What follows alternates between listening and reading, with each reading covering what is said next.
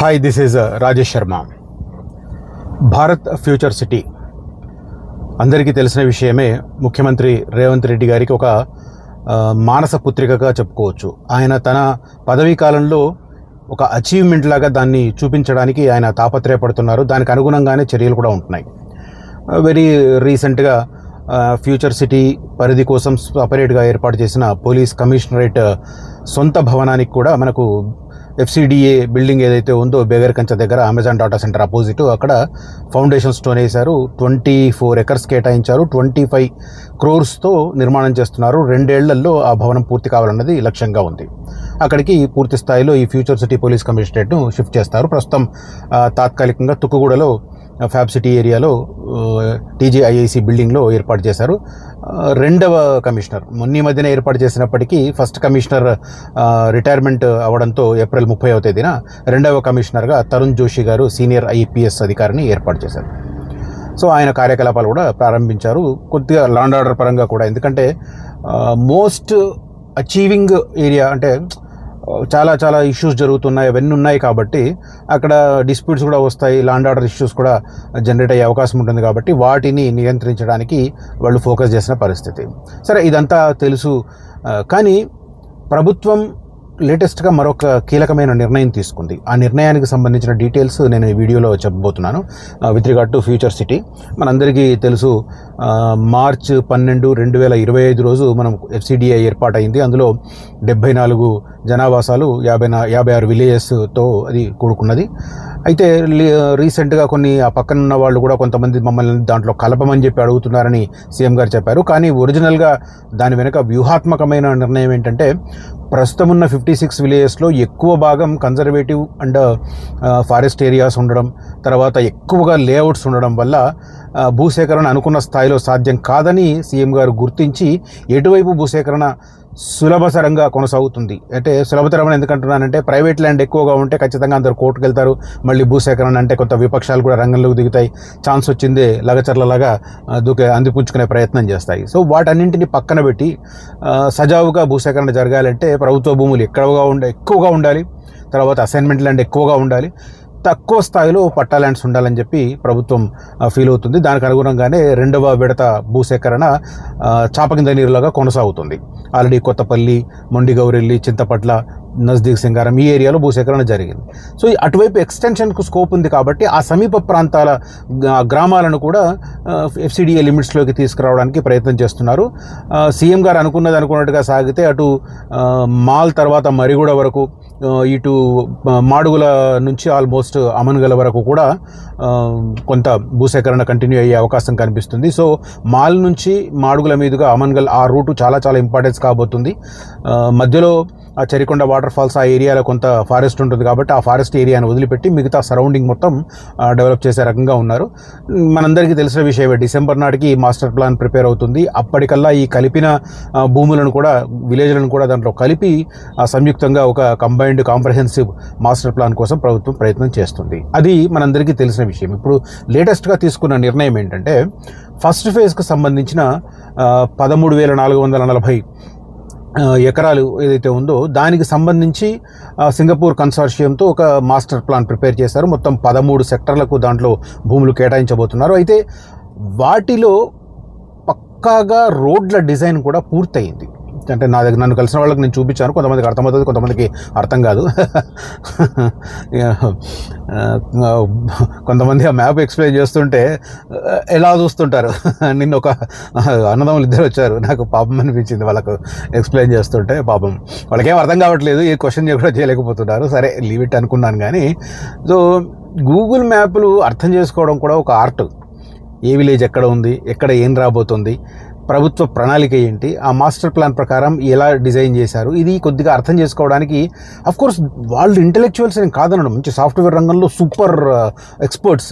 But Google map విషయంలో confuse అవుతున్నారు.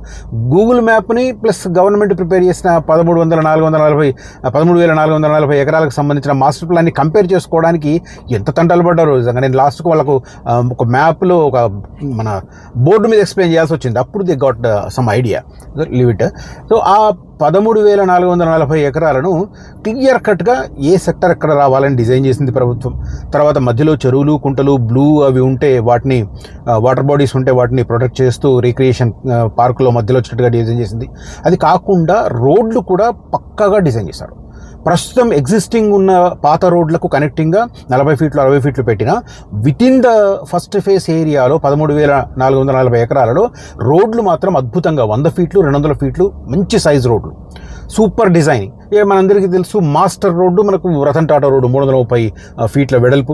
రతన్ టాటా రోడ్లో ఒక పాయింట్ నుంచి స్టార్ట్ అయ్యి కురుమిద జంక్షన్ దగ్గర స్టార్ట్ అయ్యి అమరావతి నుంచి మచిలీపట్నం వరకు రోడ్డు, అది 12 లైన్స్. సో ఇదంతా సూపర్. అయితే ప్రస్తుతం ఒక ఇన్ఫ్రాస్ట్రక్చర్ క్రియేట్ చేయడానికి ప్రభుత్వం లేటెస్ట్గా ఒక నిర్ణయం తీసుకుంది. ఆ నిర్ణయం నేను ఇప్పుడు ఈ వీడియోలో చెప్పబోతున్నాను. రైట్, ప్రధానంగా ఫ్యూచర్ సిటీలో ఇన్వెస్ట్ చేయాలనుకున్న వారు అసలైన ఫ్యూచర్ సిటీ తెలుసుకోండి, నన్ను కాంటాక్ట్ చేయండి, చెప్తాను గవర్నమెంట్ ప్లాన్స్ ఏమున్నాయి, ఎక్కడ ఏ సెక్టర్ రాబోతుంది, ఎక్కడ ఇన్వెస్ట్ చేస్తే ఎక్కడ ఎక్కువ ఎంప్లాయ్మెంట్ వచ్చే చోట ఇన్వెస్ట్ చేయమని నేను సజెస్ట్ చేస్తుంటాను. కాబట్టి ఇంట్రెస్ట్ ఉన్న వాళ్ళు కనిపిస్తున్న నెంబర్లో కాంటాక్ట్ చేయండి. మంచి లొకేషన్స్ అవి నేను సజెస్ట్ చేస్తాను. నేను 3 అంశాలు క్లియర్గా పదే చెప్తూ ఉంటాను. నేను చెప్తున్న స్ట్రాటజికల్ లొకేషన్స్కు రీజనింగ్ ఏందనేది క్లియర్గా చెప్తాను. డెఫినెట్గా అది పక్కాగా 100% నిజం ఉంటుంది. తర్వాత లీగాలిటీ పరంగా లింక్ డాక్యుమెంట్స్ కావచ్చు, తర్వాత అప్రూవల్స్ కావచ్చు, పర్ఫెక్ట్ ఉన్నవి మాత్రమే చెప్తాను. Third and most important thing, affordable price ఉంటుంది నా దగ్గర. ఏదో ఒక డీల్లో లక్షలు సంపాదించాలన్న కకృతితో కాదు, అందరికీ ఒక సర్వీస్ చేయాలన్న ఉద్దేశంతో నేను చాలా తక్కువ మార్జిన్స్తో నేను సేల్ చేస్తూ ఉంటాను. సో ఈ 3 పక్కాగా ఉంటాయి నా దగ్గర. కనిపిస్తున్న నెంబర్లో కాంటాక్ట్ చేయవచ్చు. అదే రకంగా ఈ వీడియో మీరు చూస్తున్నప్పటికీ ఇంకొక 2-3 గంటల్లో మాది మాల్ దగ్గర కొత్త వెంచర్ డిటిసిపి వెంచర్ లాంచ్ కాబోతుంది. లాంచింగ్ డే మంచి ప్రైస్, అంటే దాదాపు 15% డిస్కౌంట్ ఇస్తున్నాం లాంచింగ్ రోజు. దాంతోపాటు ఒక 30-35 మందికి సెలెక్ట్ చేసి, ఓవరాల్గా ప్లాట్లు తీసుకున్న వాళ్ళలో 30-35 మందిని సెలెక్ట్ చేసి బంపర్ ప్రైజులు కూడా ఇస్తున్నాం. ఫస్ట్ ప్రైజ్ వచ్చేసి క్విడ్ కార్ కూడా పెట్టాం. సో ఇట్లా చాలా మల్టిపుల్ ఆప్షన్స్ ఉన్నాయి. బెనిఫిట్ అద్భుతంగా ఉంటుంది.